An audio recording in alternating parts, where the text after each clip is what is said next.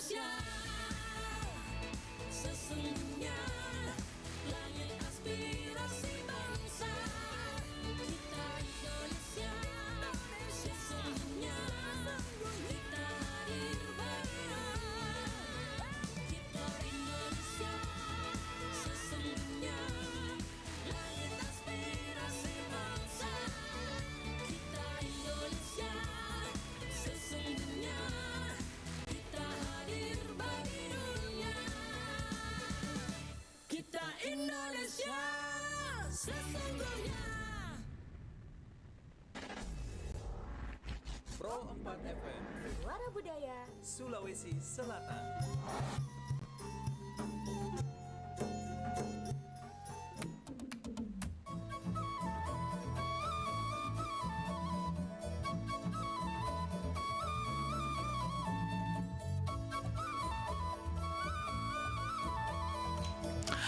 Assalamualaikum warahmatullahi wabarakatuh dan selamat pagi sahabat budaya dimanapun Anda berada. Kita berjumpa kembali di acara Mosaik Budaya.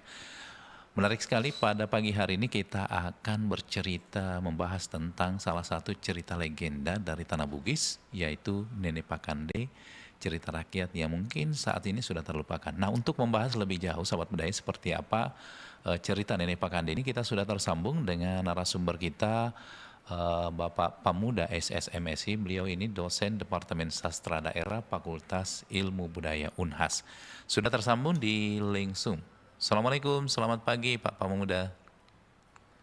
Waalaikumsalam warahmatullahi wabarakatuh. Selamat Alhamdulillah. pagi. Senang sekali nih Pak Pamuda, baru ketemu lagi nih di tahun 2025 ini. Iya. Di mana sekarang ini posisi?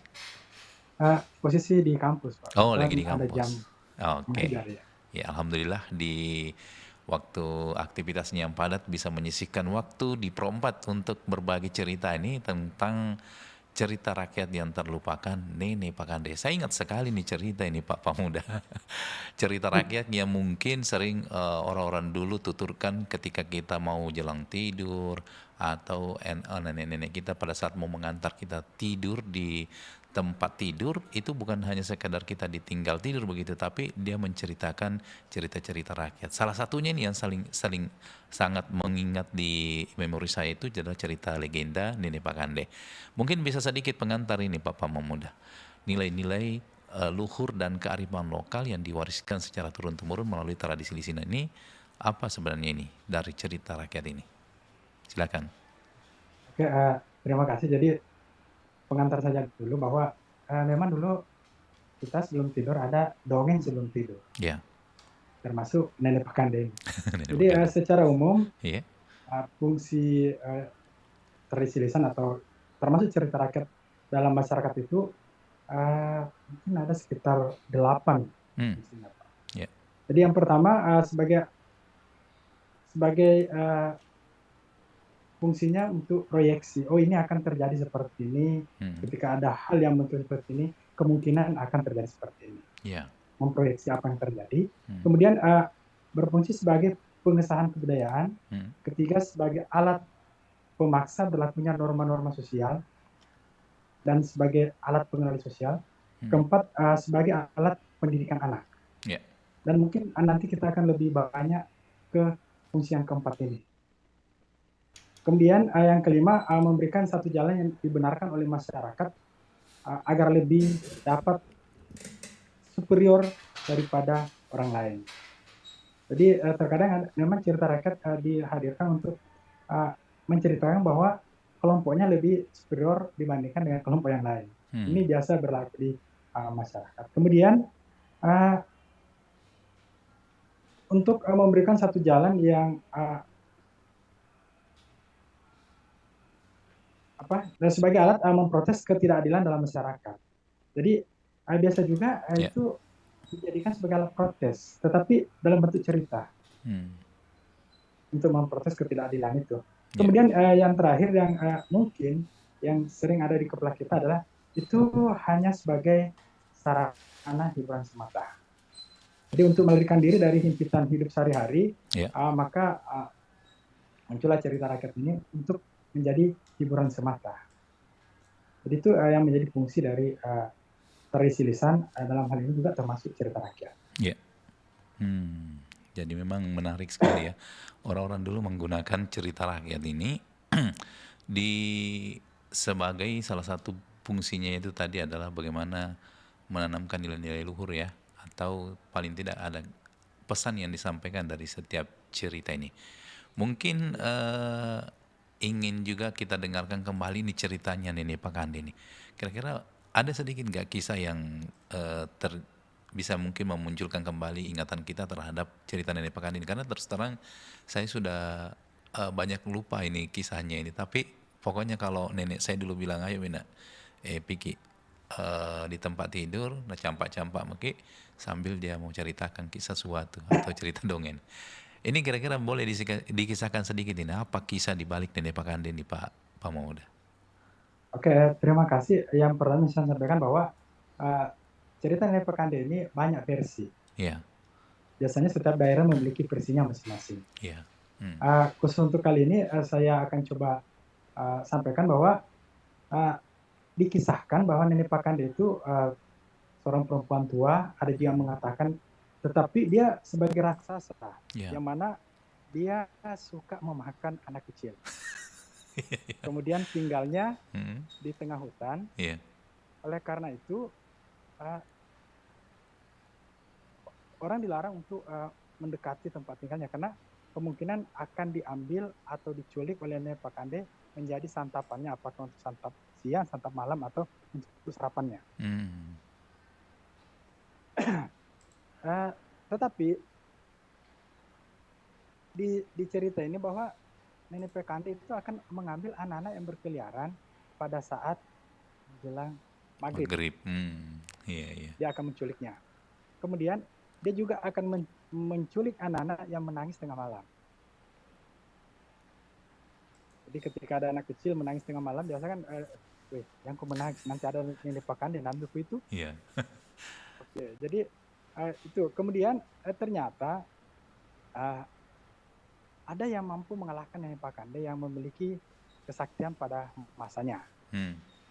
Di cerita yang saya sampaikan ini ada saudara kita yang berkebutuhan khusus yang mampu mengalahkan dengan cara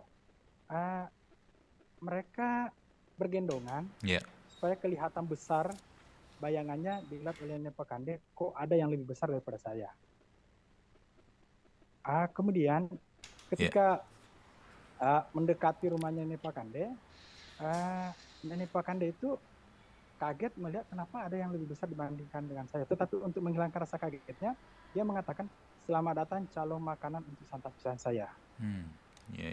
Maka si berkebutuhan khusus ini menyampaikan, kami bukan makanan santap siang Anda, wahai Nenek Pakande. Tetapi kami malaikat raksasa, si pencabut nyawa yang akan menjemput nyawamu. Kemudian Nenek Pakande berkata, wahai orang tak dikenal, sayalah raksasa paling besar dan paling ditakuti di sini. Saya tidak percaya kalau Anda lebih besar dibandingkan dengan saya. Apa buktinya? Maka si berkebutuhan khusus ini menjawab, ini rambut saya. Kemudian dia melemparkan tali ijuk yang telah dipersiapkan ke dalam kediaman Nenek Pakande. Jadi Nenek Pakande kaget, kok rambutnya sangat besar. Lebih besar dari rambut saya. Tetapi Nenek Pakande tidak mau kalah. Maka dia katakan lagi, kalau memang betul itu adalah rambut kamu, maka mana sisir yang Anda gunakan untuk menyisirnya? Kemudian si berkebutuhan khusus ini melempar kembali sesuatu. Dia mengatakan, ini sisir putih saya. Dia melemparkan pelepah daun endau yang sudah dipangkas lidinya, kemudian menyerupai sebuah sisir yang sangat besar. Kemudian Nenek Pakande pun mulai takut dan bertanya lagi, kalau begitu bagaimana besar kutumu? Maka si berkebutuhan khusus ini kembali mengatakan, ini kutu saya, sambil melemparkan kecoa yang telah mereka persiapkan ke dalam kediaman Nenek Pakande. Tanpa bertanya dan berpikir lagi, karena Nenek Pakande merasa ini lebih besar daripada saya, ini lebih perkasa daripada saya, ini lebih sakti daripada saya, maka Nenek Pakande lari meninggalkan kediamannya. Jadi di akhir cerita ini bahwa Nenek Pakande itu mampu dikalahkan bukan karena kekuatan, tetapi dikalahkan karena persiapan yang matang, kemudian menggunakan akal untuk mengalahkan. Jadi akal yang digunakan untuk mengalahkan kekuatan yang lebih dibandingkan dengan diri si berkebutuhan khusus ini. Jadi ada pesan-pesan moral dari cerita itu ya? Iya, saya kira setiap cerita rakyat yang disampaikan itu akan ada pesan moral yang disampaikan kepada si penerimanya. Kalau untuk Nenek Pakande mungkin bisa ke anak kecil, pendidikan karakter, bisa juga ke orang dewasa terkait dengan bagaimana menghadapi tantangan di masa yang akan datang. Iya. Wah, jadi teringat nih sedikit ceritanya nih. Jadi tapi orang-orang dulu itu tadi gambarannya ya, cerita versi yang salah satu diceritakan oleh Pak Pamamuda. Tapi itu orang-orang dulu itu meramu dengan bahasa daerah sendiri ya. Jadi anak-anak juga akhirnya terbiasa dengan bahasa daerah. Karena diceritakan pakai bahasa Bugis, akhirnya kita mengerti betul bahwa oh seperti inilah. Nah ini keahlian orang-orang dulu menceritakan ini kan, dia kan tidak pernah belajar. Kalau anak-anak sekarang mungkin diajari di sekolah lomba bercerita dengan menceritakan sesuatu dengan dilombakan ya. Tapi kalau orang-orang dulu itu kan tidak pernah mengikuti semacam begituan, tapi dia mampu membawakan dengan gaya bahasanya sendiri nih, Pak Pamamuda. Ya karena itulah kebiasaan dari masyarakat kita bahwa cerita itu diwariskan secara turun-temurun, secara lisan. Sehingga orang tua kita mendengar dari orang tuanya atau mungkin dari neneknya, kemudian dia mampu meniru, dia mampu dia menerima dan mewariskan kembali cerita dengan cara yang mungkin mirip atau mungkin ada modifikasi dari apa yang mereka terima. Jadi hanya pembiasaan. Iya.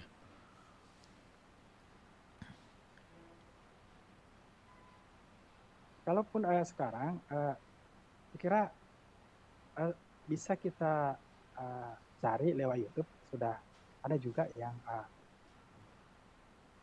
membuat cerita terkait dengan Pakande. Tapi sekali lagi bahwa fokus untuk yang ingin saya sampaikan di sini, bagaimana karakter yang ada dalam cerita Nenek Pakande itu. Ya. Oke, jadi memang menarik sekali ya. Kalau boleh tahu ini, apa tujuan dari cerita Nenek Pakande di masyarakat Bugis ini, Pak Pamamuda? Oke, mungkin ada beberapa tujuan, tapi intinya adalah bagaimana membentuk karakter anak itu. Iya. Yang pertama, dalam cerita kan dikisahkan bahwa Nenek Pakande menculik dan memansa anak-anak yang tidak mau menuruti nasihat atau orang tuanya. Hal ini menunjukkan bahwa Nenek Pakande bermaksud untuk membentuk karakter anak agar patuh kepada orang tuanya. Misalnya ketika orang tuanya menyampaikan jangan berkeliaran di maghrib karena nanti Anda akan diculik, sehingga anak itu harus patuh kepada orang tua. Jadi itu membentuk kepatuhan kepada anak-anak. Kemudian yang kedua adalah menculik anak-anak yang tidak masuk ke dalam rumah atau berkeliaran sendirian pada saat menjelang maghrib. Hal ini menunjukkan bahwa cerita ini bermaksud untuk mendidik anak agar patuh menjalankan perintah agama, khususnya bagi mereka yang beragama Islam. Ya. Jadi kemudian selanjutnya adalah anak-anak menangis tengah malam akan diculik. Sebenarnya ini hal ini menunjukkan bahwa cerita ini dapat mendidik anak agar tidak mengganggu orang lain yang sedang istirahat pada malam hari. Dengan demikian pada saat dewasa nantinya anak tersebut akan menghargai dan menghormati orang lain. Kemudian yang keempat, ini Nenek Pakande akan menangkap siapapun yang mendekati tempat tinggalnya di tengah hutan. Ini menunjukkan bahwa cerita ini sebenarnya juga berfungsi untuk menjaga kelestarian lingkungan alam. Yang mana yang menjaga hutan itu dalam hal ini adalah Nenek Pakande. Jadi agar orang tidak memasuki dan merusak hutan, maka barang siapa yang masuk maka akan ditangkap dan dimangsa oleh Nepakande. Jadi ini mendidik kita untuk melestarikan hutan, menjaga pembelakan liar dan sebagainya. Jadi, kemudian yang kelima tadi ada yang berkebutuhan khusus yang mampu mengalahkan Nenek Pakande.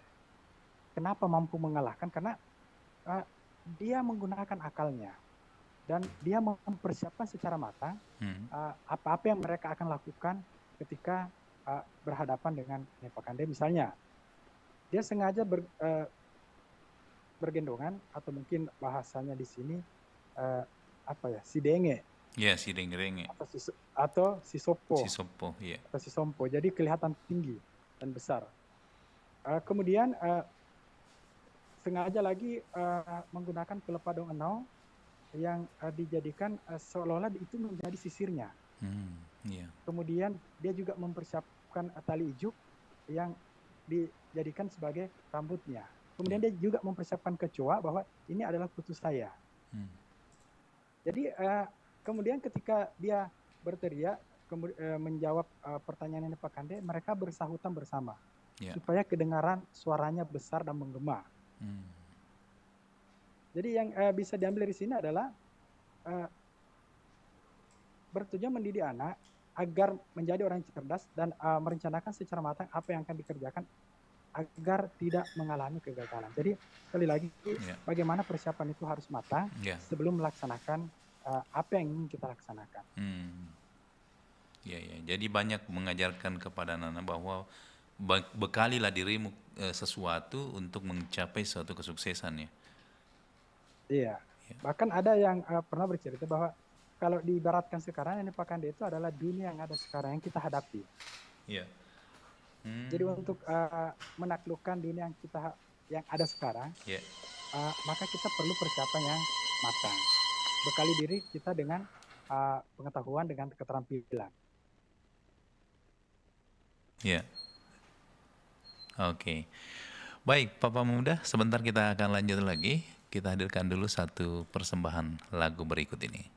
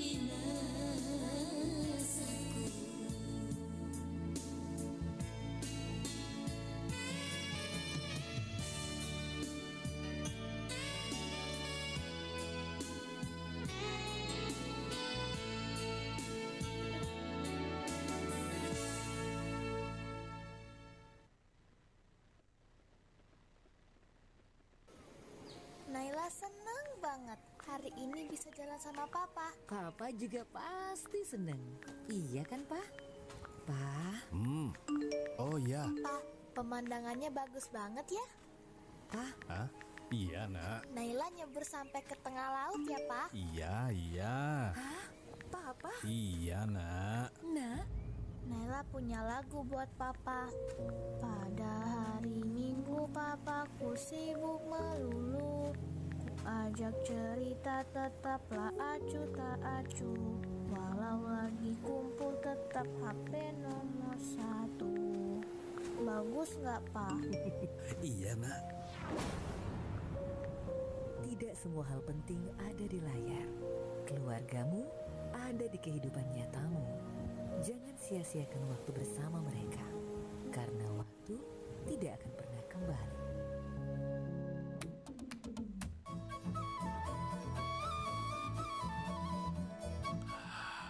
Baik, sahabat budaya masih berlanjut kebersamaan kita di acara Mosaik Budaya. Tentunya masih bercerita tentang cerita rakyat yang terlupakan, yaitu Nenek Pakande. Kita masih bersama dengan narasumber kita, Bapak Pamuda SSMSI, dosen Departemen Sastra Daerah Fakultas Ilmu Budaya Unhas. Pak Pamuda, tadi memang kalau didengar judul daripada cerita rakyat atau cerita legenda ini adalah Nenek Pakande, artinya kalau dalam bahasa Indonesia itu nenek yang suka memakan, memakan, Yang suka memangsa anak memangsa anak kecil ya. Itu tujuannya apa sih orang-orang dulu itu menghadirkan cerita ini, apalagi ceritanya tadi itu bahwa itu Nenek Pakande nanti muncul di maghrib supaya ini anak-anak tidak berkeliaran. Apa sebenarnya pesan yang sebenarnya mau disampaikan oleh orang tua dulu? Kenapa menakut-nakuti dengan cerita-cerita seperti ini? Ya, jadi terima kasih. Jadi pesan yang disampaikan terkait dengan Nenek Pakande ini bahwa sebenarnya anak itu harus patuh kepada orang tua. Ketika misalnya disuruh masuk ke rumah, Ya. tidak masuk, nanti awas nanti Nenek Pakande datang menculik Anda. Kemudian patuh menjalankan perintah agama karena menjelang maghrib Ya, kita waktunya. disuruh juga untuk masuk ke dalam rumah. Apalagi kan untuk Muslim itu waktu maghrib itu sangat sempit, Iya, sedikit. iya, iya. Oh, Kemudian bagaimana sebenarnya membentuk karakter anak itu untuk menjadi patuh kepada orang tua, taat menjalankan perintah agama, kemudian saling menghargai, menghormati orang lain, ya. kemudian cinta terhadap lingkungan, dan ada lagi yang satu adalah supaya menjadi orang yang cerdas. Itu cinta yang dengan lingkungan itu tadi di mana itu? Di mana kan Nenek Pakande tinggal di tengah hutan. Oh, iya, iya, betul. Sehingga siapapun yang masuk ke sana akan diculik. Iya, iya, iya. Jadi Oh, sebenarnya dan ada kepercayaan di masyarakat kita bahwa pohon-pohon yang besar itu ada penunggunya. betul, betul. Mungkin sampai sekarang masih ada, Ya, sehingga tidak sembarang untuk ditebang. ditebang.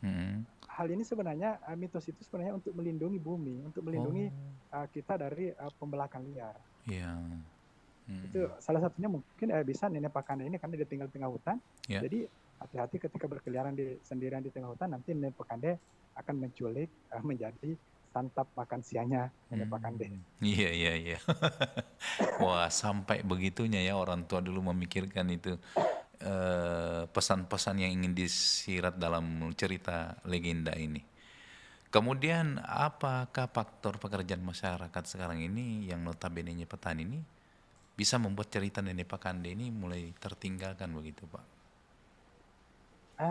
Saya kira faktor pekerjaan salah satunya. Kalau dulu kan petani, Iya. petani itu banyak waktu luang untuk keluarga biasanya. Iya, iya. Misalnya sama-sama mengerjakan lahan Lahan pertanian. pertanian, ya. Mungkin pada saat istirahat ada waktu untuk Iya. berbagi cerita lagi. Apalagi kalau malam, Kemudian, apalagi ya kalau kalau malam. malam mungkin capek, Capek. kemudian sebelum tidur mereka biasanya kan ada makan malam dulu, setelah itu sama-sama duduk berkumpul. Pada saat itu biasa juga dimanfaatkan untuk bercerita. Iya, iya.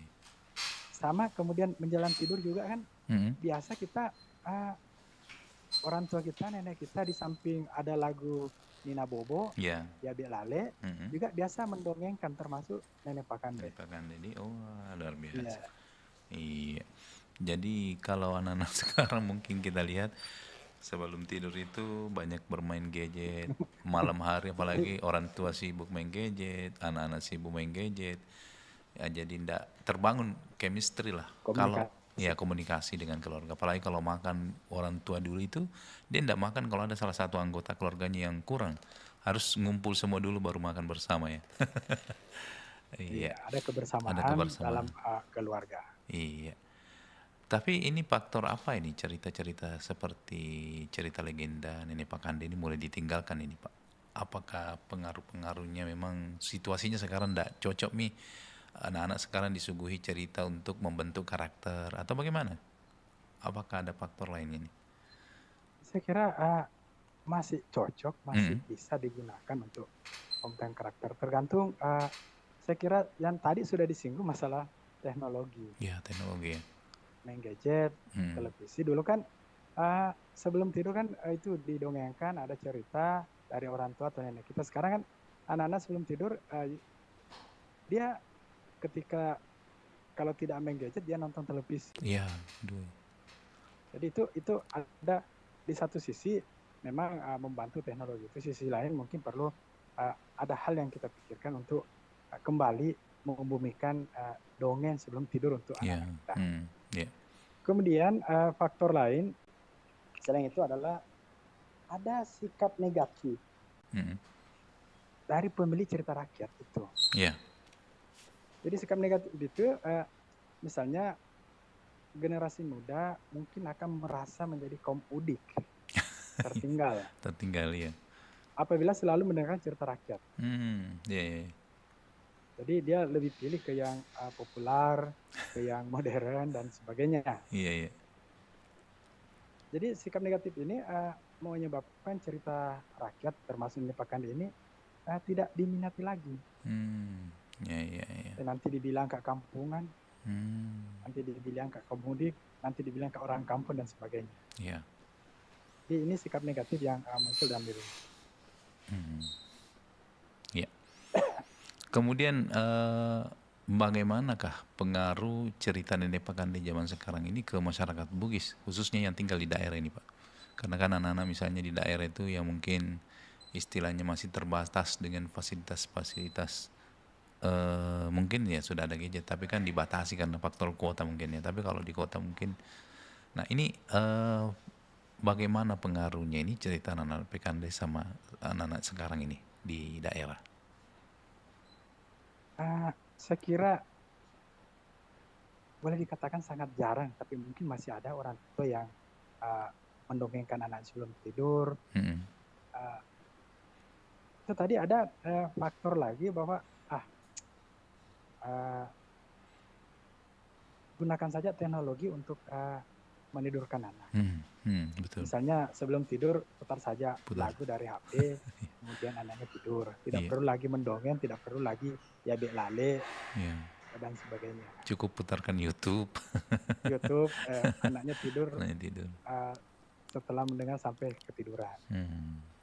Jadi sebenarnya mungkin masih bisa dilakukan. Itu tadi di balik cerita rakyat itu apapun itu cerita rakyat pasti ada nilai yang ingin disampaikan oleh nenek moyang kita. Betul. Iya. Jadi ada nilai ya.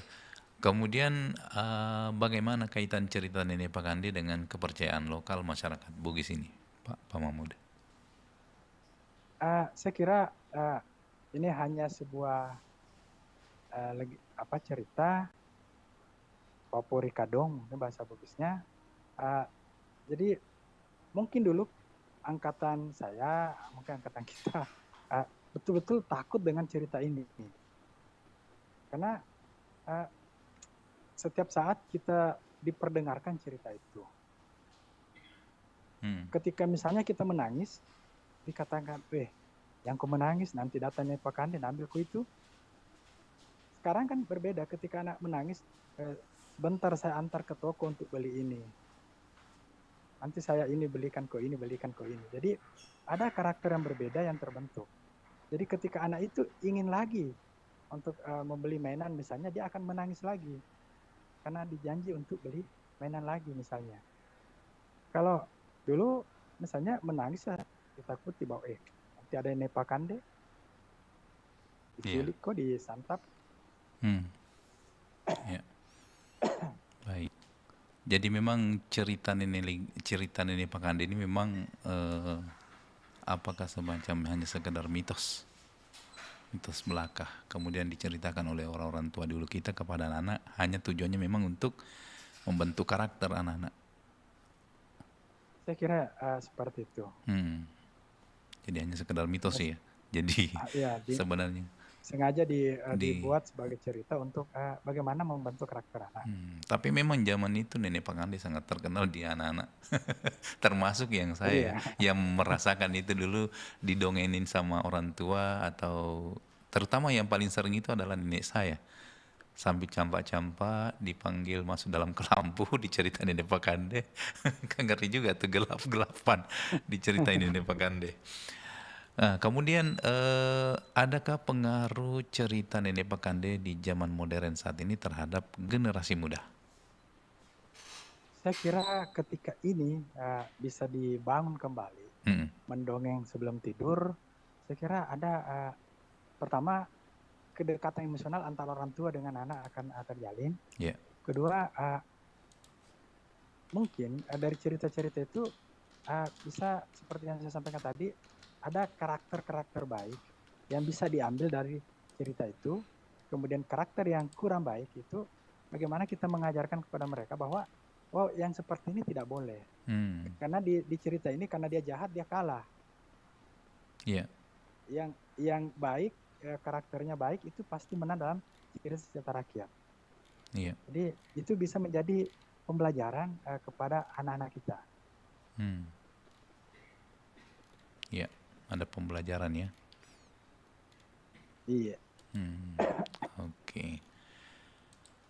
Kemudian apalagi namanya ini tantangan sebenarnya ini, tantangan yang dihadapi dalam melestarikan cerita-cerita rakyat, termasuk salah satunya ini Nenek Pakande. Tantangan yang paling ini adalah sikap negatif tadi itu. Satu, merasa bahwa jangan milih karena ini zaman bukan di zaman dahulu, ini zaman modern, apa dengar lagi cerita begitu. Yang kedua mungkin tantangannya adalah bagaimana orang tua bisa meluangkan waktu lah untuk mendongengkan kepada anaknya. Tantangan berikutnya itu tadi kemudian teknologi. Nah, dia merasa lebih menarik dia menonton televisi misalnya, kemudian menggunakan HP, gadgetnya, itu bagi dia mungkin lebih menarik. Tapi bagaimana orang tua bisa sedikit demi sedikit memberikan pengertian, pemahaman kepada anaknya bahwa ada juga yang perlu yang menarik dan bisa menjadi pembelajaran dalam kehidupan. Kalau Nenek Pakande ini sebenarnya laki-laki atau perempuan sih kalau dalam ceritanya ini? Nenek itu kan identik dengan perempuan ya? Apakah nenek? Oh, nenek tua perempuan memang ya.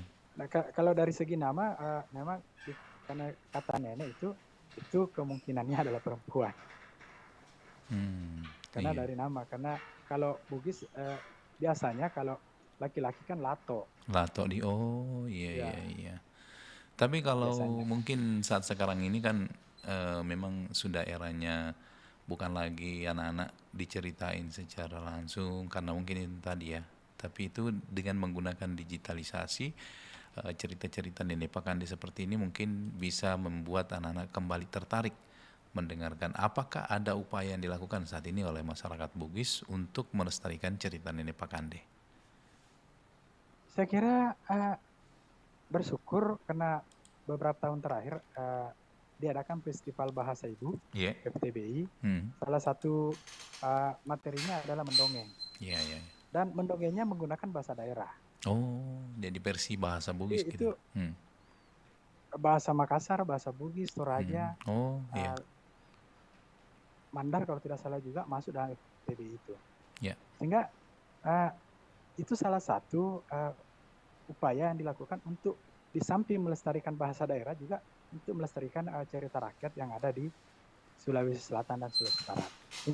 Ini berlangsung sudah beberapa tahun, tingkat SD, SMP dilakukan mulai dari penjaringan di sekolah, setelah itu perwakilan sekolah dijaring di tingkat kabupaten kota, kemudian yang juaranya dikirim ke provinsi.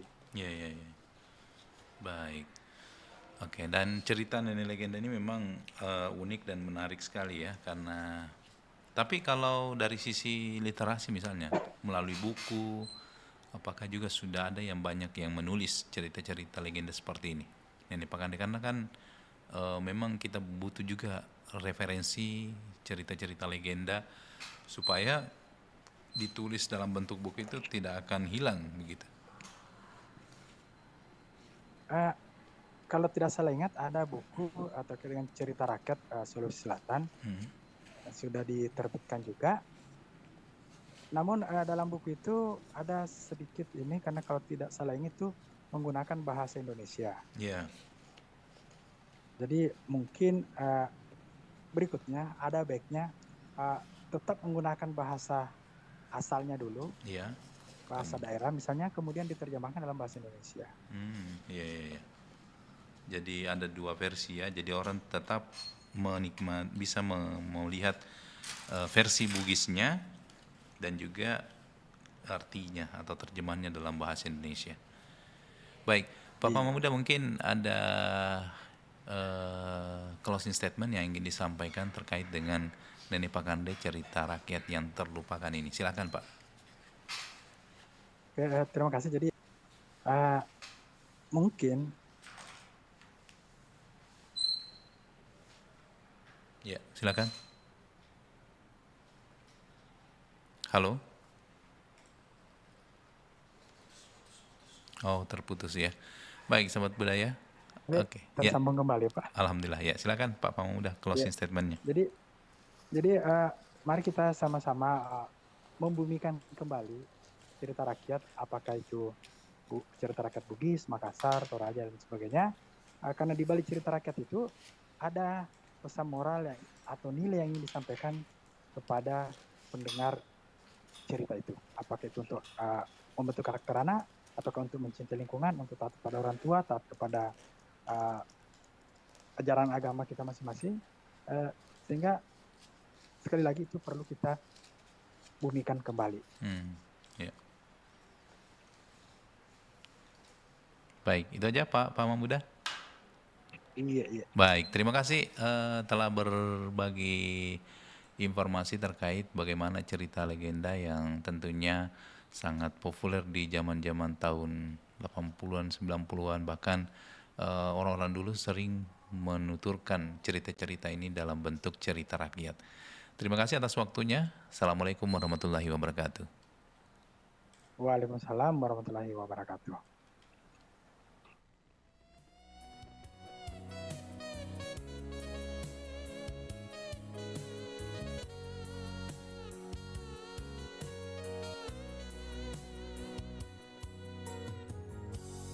Salahku molinaku kurang pataku bosara aule landri malaku selasari penranu